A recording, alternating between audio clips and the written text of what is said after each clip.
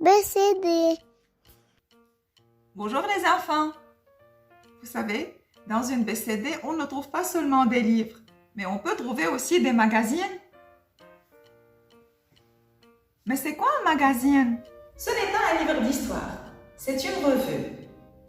Il est souvent illustré et il traite des sujets divers. Dans un magazine, on peut trouver des recettes, des informations, du travail manuel, de petites histoires, des devinettes, des jeux. Il y a beaucoup de magazines, comme Toupie, Les belles histoires, Histoire pour les petits et Pomme d'Api. Le magazine n'a pas de titre. Sur la couverture, il y a le nom. Et c'est le même sur tous les numéros. Le nom de celui-là est Histoire pour les petits. On trouve aussi le numéro, c'est 175, comme on peut trouver la date de parution, c'est juin 2018. Car un magazine peut paraître chaque semaine.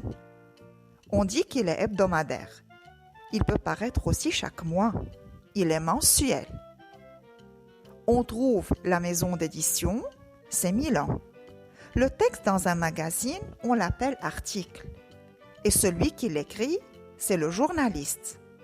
Dans le magazine, on trouve aussi le sommaire. Ça veut dire le contenu. Le nom est toujours le même, mais c'est le contenu qui change.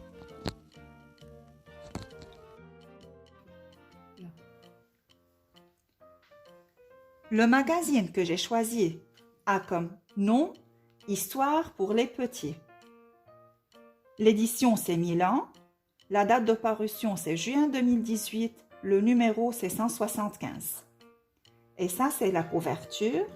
J'ouvre, ici on a le sommaire, ça veut dire le contenu du magazine. Dans ce magazine on a 3 histoires. Moi j'ai choisi une seule, c'est la pelote d'Eliot. On a Pourquoi les girafes ont-elles un long cou? Monsieur Bric-à-Brac et Monsieur Suit le vent. Et voilà, la pelote d'Eliot. Une histoire de Céline Persson, illustrée par Tristan Maury. C'est une journée colorée où la pluie et le soleil se partagent le ciel. La sorcière du bois noir rouspète. Les couleurs me mettent de mauvaise humeur, du violet au rouge en passant par le bleu. Que les 7 couleurs de l'arc-en-ciel se transforment en sac de nœuds. Poil aux yeux, je le veux. Puis, elle s'envole en riant sur son balai fumant. Ce matin, Eliot fait du vélo, sans se douter du sort jeté par la sorcière. Après quelques coups de pédale, le petit garçon s'arrête. Là, sous la pluie, devant lui, est posée une gigantesque pelote de fils multicolores. Méfiant, Eliot s'approche et touche le méli-mélo des couleurs. C'est fragile et délicat, comme de la barbe à papa. Ce n'est ni de la laine, ni du coton, constate le petit garçon. Et soudain, il comprend. Tu es tombé du ciel, n'est-ce pas? Eliot ramasse les fils. Ils sont légers, comme des traits de crayon. Comment faire pour tout démêler? Se demande-t-il. Quand Eliot tire sur le violet, le sac de nœuds se resserre. Et quand il tire sur le rouge, les fils se tortillent. Cela ne fait qu'aggraver le problème. Eliot a une idée. Il part chercher de la ficelle pour attacher les couleurs ensemble. Puis, ficelle accrochée au guidon de son vélo, il pédale aussi vite qu'il peut. La pelote monte dans les airs comme un cerf-volant. On dirait un gribouillage géant. Mais Dès qu'Elliot s'arrête, paf, la pelote retombe. Et les couleurs sont toujours emmêlées. Maintenant, le ciel s'assombrit et vire au tout gris. Si Elliot ne fait rien, les nuages et la pluie vont gagner et le soleil restera caché. L'enfant a une autre idée. Il remonte sur son vélo et ramène 6 amis. Avec lui, ça fait 7 enfants, autant que de couleurs dans la pelote. « Vous êtes prêts ?»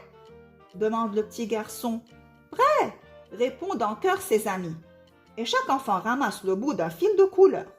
Violet, indigo, bleu, vert, jaune, orange et rouge. « À mon signal !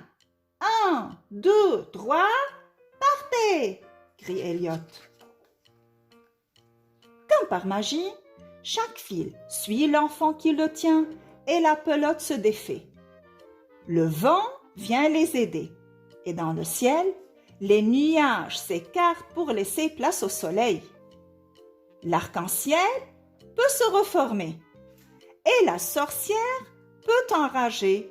Grâce à Elliot, plus de pelote. Poil au nez, le sac de nœuds est démêlé. Et voilà, c'est la fin de notre histoire. Et maintenant, passons au jeu.